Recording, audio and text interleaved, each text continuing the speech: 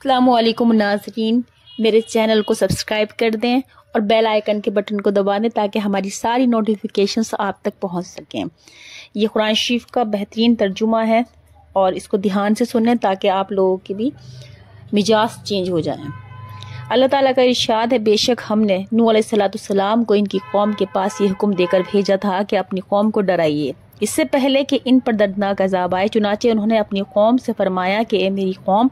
میں تمہیں صاف طور پر نصیحت کرتا ہوں کہ اللہ تعالیٰ کی عبادت کرو اور ان سے ڈرتے رہو اور میرا کہنا مانو۔ ایسا کرنے پر اللہ تعالیٰ تمہارے گناہ بخشیں گے اور بخش دیں گے اور موت کے مقررہ وقت تک عذاب کو مؤخر رکھیں گے،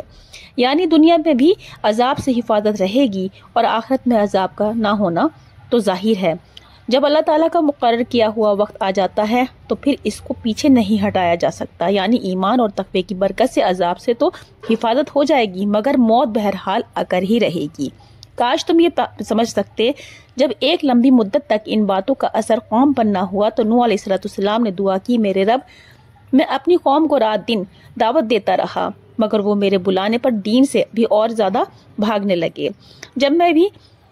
ان کو ایمان کی دعوت دیتا تھا تاکہ ان کے ایمان کے سبب آپ ان کو بخش دیں تو وہ لوگ کانوں میں اپنی انگلیاں ٹھوس لیتے تھے اور اپنے کپڑے اپنے اوپر لپیٹ لیتے تاکہ وہ مجھ کو نہ دیکھیں اور میں ان کو نہ دیکھوں، اور شرارت پر اڑ گئے اور بے حد تکبر کیا۔ پھر بھی میں ان کے مختلف طریقوں سے نصیحت کرتا رہا، چنانچہ میں نے انہیں برملا بھی بلایا، پھر میں نے ان کو علانیہ بھی سمجھایا اور پوشیدہ طور پر بھی سمجھایا، یعنی جو طریقہ بھی ان کو ہدایت کا ہو سکتا تھا اس کو چھوڑا نہیں۔ عام مجموعوں میں بھی میں نے ان کو دعوت دی، پھر خاص طور پر ان کے گھروں پر جا کر بھی علانیہ اور کھول کھول کر بیان کیا اور خاموشی کے ساتھ چپکے ان کو نفع نقصان سے آگاہ کیا۔ اور اس سمجھانے کے سلسلے میں نے ان سے کہا کہ تم اپنے رب کے سامنے استغفار کرو، بے شک وہ بڑے بخشنے والے ہیں۔ استغفار پر اللہ تعالیٰ کثرت سے تم پر بارشیں برسائیں گے اور تمہارے مال اور اولاد میں برکت دیں گے اور تمہارے لیے بہت سے باغ لگا دیں گے اور تمہارے لیے نہریں جاری کر دیں گے۔ تمہیں کیا ہو گیا ہے کہ تم اللہ تعالیٰ کی عظمت و جلال کا خیال نہیں رکھتے، حالانکہ انہوں نے تمہیں کئی مرحلوں میں بنایا ہے۔ کیا تم کو معلوم نہیں کہ اللہ تعالیٰ نے کس طرح اوپر تلے 7 آسمان بنائے ہیں اور ان آسمانوں میں چاند کو چمکتا ہوا بنایا اور سورج کو چراغ کی طرح روشن بنا دیا؟ اور اللہ تعالیٰ ہی نے تمہیں زمین سے پیدا کیا، پھر تمہیں مرنے کے بعد زمین ہی میں لوٹا دیا جائے گا اور قیامت میں اس زمین سے تم کو باہر لے آئیں گے۔ اور اللہ تعالیٰ ہی نے زمین کو تمہارے لیے فرش بنایا تاکہ تم اس کے کشادہ راستوں میں چلو پھرو، یعنی زمین پر چلنے و پھرنے میں راستے کی کوئی رکاوٹ نہیں۔ سورہ نوح کا ترجمہ ہے یہ۔ آگے ہے،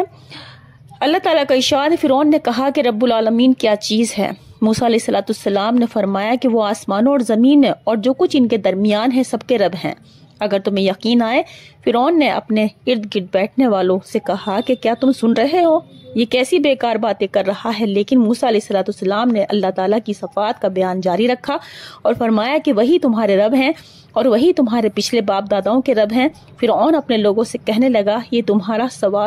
رسول جو تمہاری طرف بھیجا گیا ہے بلا شبہ کوئی دیوانہ ہے۔ موسیٰ علیہ السلام نے فرمایا کہ وہی مشرق و مغرب اور جو کچھ ان دونوں کے درمیان ہے ان سب کے رب ہیں، اگر تم کچھ سمجھ رکھتے ہو۔ سورہ شورا کی آیت ہے یہ۔ اچھا، دوسرے مقام پر اللہ تعالیٰ نے موسیٰ علیہ السلام کی دعوت کو اس طرح ذکر فرمایا، فرعون نے کہا، موسیٰ یہ بتاؤ کہ تم دونوں کا رب کون ہے؟ موسیٰ علیہ السلام نے جواب دیا، ہم دونوں کا بلکہ سب کا رب وہ ہے جس نے ہر چیز کو اس کے مناسب صورت و شکل عطا فرمائی، پھر تمام مخلوقات کو ہر قسم کے فائدے حاصل کرنے کی سمجھ عطا فرمائی۔ فرعون نے موسیٰ علیہ السلام کے معقول جواب سن کر بےہودہ سوالات شروع کر دیے اور کہا، اچھا پچھلے لوگوں کے حالات بتلا دیے۔ موسیٰ علیہ السلام نے فرمایا، ان لوگوں کا علم میرے رب کے پاس لوح محفوظ میں ہے، میرے رب ایسے جاننے والے ہیں کہ نہ غلطی کرتے ہیں نہ بھولتے ہیں، ان لوگوں کے اعمال کا صحیح علم میرے رب کو حاصل ہے۔ پھر حضرت موسیٰ علیہ السلام نے اللہ تعالیٰ کی ایسی عام صفات بیان فرمائی جسے ہر آدمی آج بھی سمجھ سکتا ہے، چنانچہ فرمایا، وہ رب ایسے ہیں جنہوں نے تمہارے لیے زمین کو فرش بنایا اور اس زمین میں تمہارے لیے راستے بنائے اور آسمان سے پانی برسایا۔ اللہ تعالیٰ کا ارشاد ہے، ہم نے موسیٰ علیہ السلام کو یہ حکم دے کر بھیجا کہ اپنی قوم کو کفر و کفر کی تاریکیوں سے ایمان کی روشنی کی طرف لاؤ، اور اللہ تعالیٰ کی طرف سے مصیبت اور راحت کے جو واقعات ان کو پیش آتے رہے ہیں وہ واقعات ان کو یاد دلاؤ، کیونکہ ان واقعات میں ہر صبر کرنے والے، شکر کرنے والے کے لیے بڑی نشانیاں ہیں۔